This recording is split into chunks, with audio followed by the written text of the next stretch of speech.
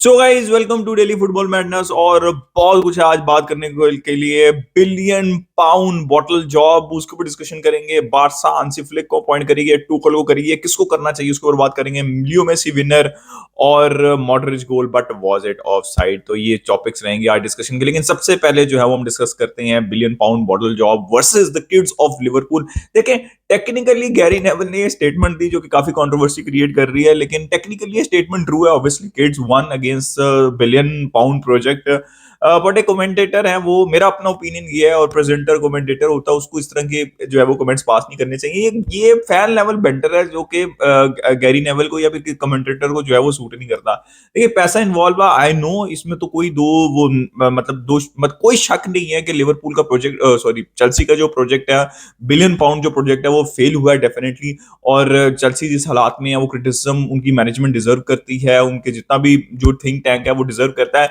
मतलब इसमें कोई शक नहीं है, कोई डाउट नहीं है, लेकिन फिर भी गैरी नेवल को ये स्टेटमेंट नहीं देनी चाहिए थी। मतलब बदतमीजी है यार, ऐसे तो मत करो। बट इट वाज, मतलब अगर हम मैच के ऊपर बात करें, it was brilliant display from from Liverpool. देखें, चेल्सी ने ग्लिम्सेस शो किए हैं इस सीजन, थोड़ा बहुत, जैसे सिटी वाला गेम होगा या फिर स्पर्स वाला गेम होगा पहले सीजन के, जहां पे उन्होंने थोड़ा से ग्लिम्सेस शो किए हैं। But otherwise Chelsea has been poor, right? मतलब कहाँ पे हैं वो? आई थिंक एफए कप उनकी होप है, वहां पे भी मुश्किल ही लगता है मुझे। फिर लीग के अंदर बहुत ज्यादा स्ट्रगल कर रहे हैं। I think this was their best chance. Pochettino का सरवाइव करना मुझे बहुत मुश्किल लग रहा है। भाई जो मर्जी किया भाई, ट्रांजिशन के अंदर है, आप इतनी बहुत बुरी परफॉर्मेंस तो नहीं ना दे सकते कि लीग के अंदर आपका ये लो। चले लीग के अंदर फिफ्थ सिक्स पोजीशन के ऊपर चेल्सी चल रही होती, तो फिर भी मुझे थोड़ी बहुत समझ लगती कि यार चेल्सी ट्रांजिशन के अंदर है, चलो थोड़ा बहुत ऊपर नीचे हो जाता है। बट इतना ज्यादा जो है वो एक्सेप्टेबल नहीं है। मुझे लगता है कि पोचेटिनो को अब टॉप सिक्स में फिनिश कराना पड़ेगा, बेयर मिनिमम है। या फिर एफए कप जीतना पड़ेगा, वरना पोचेटिनो जो है वो सरवाइव नहीं कर पाएंगे और एक नया मैनेजर आएगा। मुझे मुझे ऐसा लगता है कि इतना भी बुरा स्क्वाड नहीं है जितनी बुरी परफॉर्मेंसेज आ रही हैं। जिस पोजीशन पे वो हैं, इतना अच्छा भी नहीं है कि टॉप फोर में चले जाएं, लेकिन इतना बुरा भी नहीं है कि टॉप सिक्स से ही बाहर निकल जाएं। तो मुझे ऐसा लग रहा है कि अंडर अचीव कर रहे हैं पोचेटिनो यहाँ पे, और उन्होंने रियलाइज नहीं किया था कि जितने बड़े इश्यूज उनके सामने हैं। मैच के ऊपर बात करें, देखें, इट वाज एब्सोल्युटली, देखें स्टार्टिंग 11 आप चेक करें यार, इतनी इंजरीज, इतना कीपर है, न डिफेंडर ट्रेंट है, ना साला है, और भी बहुत से प्लेयर्स, सपोज लाइक गैक्पो भी बीच में इंजर्ड हो गए भाई, एक और इंजरी।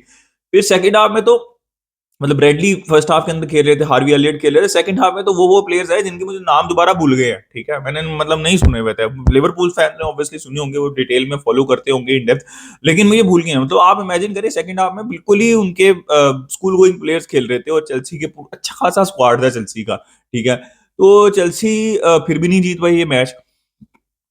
मतलब फाइनल के अंदर इससे बेहतर आपको अपॉर्चुनिटी क्या मिलेगी? मतलब इससे बेहतर अपॉर्चुनिटी नहीं आपको मिल सकती। फिर यहाँ पे अजीब, मतलब कमाल सा मैच था जिसके अंदर दो ऑफसाइड गोल हुए। पहले स्टर्लिंग का मार्जिनली ऑफसाइड हुआ, फिर वर्जिल वैन डाइक का जो है, कंट्रोवर्शियली बहुत कंट्रोवर्सी क्रिएट होती है अगर वर्जिल वैन डाइक या लिवरपूल जीतना चाहती है, बट वो जीत गई।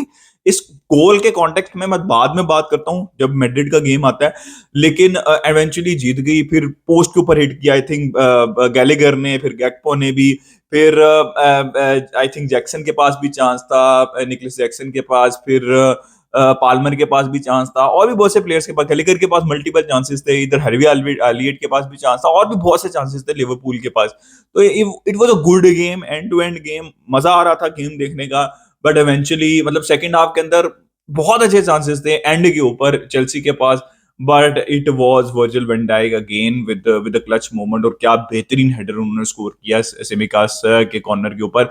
और इवेंचुअली आई एम हैप्पी। ठीक है, लिवरपूल ने वो मेंटेलिटी शो की, और लिवरपूल ने वो हंगर शो की, और लिवरपूल ये गेम निकाल के ले गई। And it was actually kids versus billion pound project of Chelsea. Klopp is a brilliant manager यार। देखो, क्लॉप एक मेंटेलिटी, एक बिलीव इंसर्ट करके जा रहा है, एक हेरिटेज देके जा रहा है, जो सर एलेक्स फर्गुसन भी देके गए थे।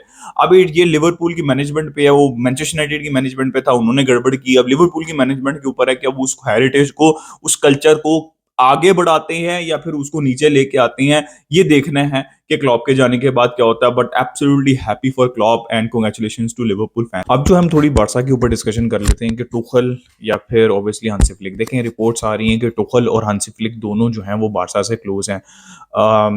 हांसी फ्लिक मैं जैसे बहुत दफ़ा एक्सप्लेन कर चुका हूँ कि मेरी जो प्रायोरिटी हैं, जो मैं समझता हूँ, मेरा जो ओपिनियन है उसके अंदर हांसी फ्लिक बार्सा को जो है वो अपॉइंट करना चाहिए इन अवेलेबल ऑप्शंस में। डी ज़र्बी तो रूल्ड आउट है because of the release clause. Tuchel ने ऑफ़र किया है, हांसी फ्लिक ने ऑफ़र किया है। देखिए Hansi Flick as per reports काफ़ी उनको इंग्लिश क्लब से भी जो है वो ऑफ़र है, इंटरेस्ट है उनके अंदर। तो बार्सा हैज़ टू मतलब आपको थोड़ा-सा जल्दी करनी पड़ेगी हांसी फ्लिक को लेके और लपोर्टा को डिसीज़न लेना पड़ेगा। देखिए, बात बड़ी ना सिंपल सी है अगर मैं तुखल और हांसी फ्लिक को कंपेयर करूँ। देखिए, तुखल ने चैंपियंस लीग जीती है tactically he is a sound manager. मैं ये नहीं कह रहा कि tactically he is not a sound manager. But हाँ, तुखल का सबसे बड़ा मसला जो है, एक वो है उनकी मैन मैनेजमेंट स्किल्स, ठीक है? प्लेयर्स के साथ भी और क्लब्स के साथ भी। जितने भी क्लब्स में वो रहे हैं, वहाँ पे वो सैक हुए हैं, वहाँ पे उनके मैनेजमेंट से इश्यूज़ ही हुए हैं। और तब वो वहाँ से निकले हैं। जितने भी क्लब्स हैं, चाहे वो डॉर्टमुंड है, चाहे वो पीएसजी है, चेल्सी है, बायर्न है, सबके साथ प्लेयर्स के साथ या मैनेजमेंट के साथ उनके मसले हुए हैं। और बार्सा लास्ट चीज़ जो बार्सा अफ़ोर्ड कर सकती है इस पॉइंट ऑफ टाइम पे, वो ये है कि एक ऐसा मैनेजर आए जो कि जिसके मैनेजमेंट के साथ इश्यूज़ हों। बार्सा फाइनेंशियली भी अफ़ोर्ड नहीं कर सकती बिकॉज़ चावी की तरह सारे लोग तो अपनी सैलरी छोड़ के जाएँगे नहीं, राइट? और आपको कम से कम 2 साल का कॉन्ट्रैक्ट देना पड़ेगा नए मैनेजर को। हांसी फ्लिक बड़ा जैसे बार-बार मैं कहता हूँ बड़ा ड्रेसिंग रूम, बड़ी मैनेजमेंट के साथ उन्होंने काम किया है, मेंटालिटी वो इम्प्रूव करते हैं, जो बायर्न में सबसे पॉजिटिव चीज़ थी कि वो प्लेयर्स की मेंटालिटी इम्प्रूव करते हैं, जो कि डेस्परेटली रिक्वायर्ड है बार्सा के अंदर। तो I would definitely see Hansi Flick और I think Hansi Flick is more close to Barcelona right now than Tuchel and I am happy with that. अब यार रियल मैड्रिड के मैच के ऊपर थोड़ी-सी बात कर लेते हैं। देखिए, Modric does what Modric does. It's Luka Magic, right? He is one of the best midfielders ever in the history. Obviously, he can sit along with Zidane, Iniesta, all these great midfielders, right? So there is no separation. Luka Modric is absolutely brilliant. क्या goal score किया और trademark Luka Modric goal score किया, मतलब नहीं, ये mentality है देखें real Madrid की। देखें रेफरीज के ऊपर और ऑफसाइड डिसीजन के ऊपर हम एक साइड पे बात करेंगे, लेकिन ये मेंटालिटी है रियल मैड्रिड की कि भाई जैसा मर्जी गेम चल रहा है, बट ये एक एक एक उनके अंदर, हर प्लेयर के अंदर ये है कि यार आखिरी मिनट तक हम किसी भी टाइम गोल स्कोर कर सकते हैं। And this is what exactly real Madrid did. इतनी इंजरीज उनको भी हुई नहीं है, टू बी वेरी ऑनेस्ट। तो क्रेडिट है यहाँ पे रियल मैड्रिड का, मॉड्रिच का, कि उन्होंने फिर एक तरह से जो गेम ड्रॉ हो रहा था और बारसा इस ड्रॉ के साथ ला लीगा में वापस आ सकती थी, जिरोना भी आ सकती, लेकिन दे स्कोर्ड अगेन। तो ये क्रेडिट है रियल मैड्रिड का। अब जो रेफरी की डिस्कशन है वो ये नहीं है जैसे आपको बाकी चैनल्स पे दिखती है या बाकी सोशल मीडिया हैंडल्स पे दिखती है कि रियल मैड्रिड ने रेफरी को खरीदा है।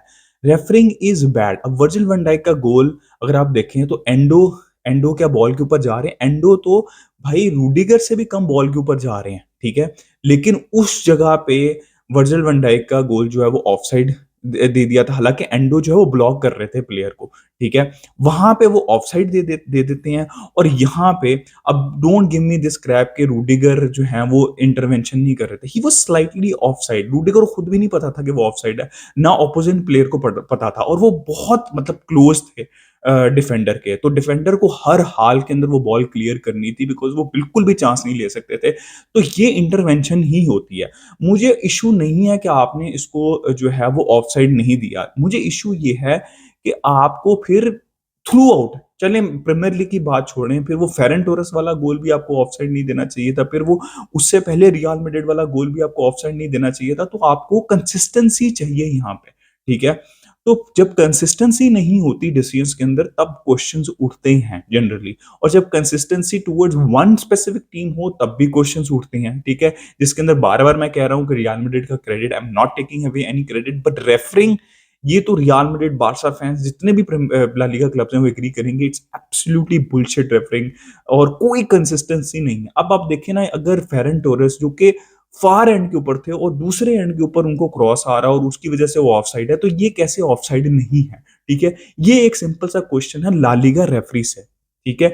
ये क्वेश्चन है टेबास से, जो कि as a spokesperson La Liga के प्रेसिडेंट नहीं बोल रहे होते, वो रियल मैड्रिड का, ऐसा लगता है रियल मैड्रिड के प्रेसिडेंट नहीं बोल रहे हैं। जब भी आप उनको जब ये सारी चीजें होती है ना, तो कंट्रोवर्सी क्रिएट होती है, ठीक है? और आप जो मर्जी कर लें, ये कंट्रोवर्सी अच्छी नहीं है। Real Madrid is doing brilliantly, लेकिन अराउंड दिस ये सारी जो चीज़ें हो रही हैं, ये ठीक नहीं है, कंसिस्टेंसी जो नहीं है, ये ठीक नहीं है। तो खैर मैं सिर्फ़ इतना सा ओपिनियन देना चाहता था, बट ऑब्वियसली जिनकी जलनी है, जिनको गुस्सा आना है, उन्होंने पूरी वीडियो नहीं देखनी है, उन्होंने बिला वजह जो है वो क्रिटिसिज़्म शुरू कर देना, तो मुझे उससे कोई फ़र्क पड़ता नहीं है। अब आ जाते हैं लियो मेसी, भाई क्या brilliant link up play between Jordi Alba and Lionel Messi against LA Galaxy MLS के अंदर, और मेसी कहाँ से हाफ हाफ से जो है वो लिंकअप प्ले करते बॉक्स में पहुंच गए, और ट्रेडमार्क जॉर्डी अल्बा का जो है वो cross pull back towards Leo Messi, और brilliant finish. Leo Messi being Leo Messi, मतलब थिंग्स आर चेंजिंग, दुनिया बदल रही है, लेकिन Leo Messi is the same old Leo Messi, scoring winners, brilliant goals. और वो मुझे कहीं ना कहीं वो भी याद आ गया अल क्लासिको का जो उन्होंने विनर स्कोर किया था, बड़ा सिमिलर था, लेकिन लिंकअप प्ले इसके अंदर ज्यादा था जॉर्डी अल्बा के साथ। और I am happy for Leo Messi, और Copa America is the main target obviously 2024 for Leo Messi.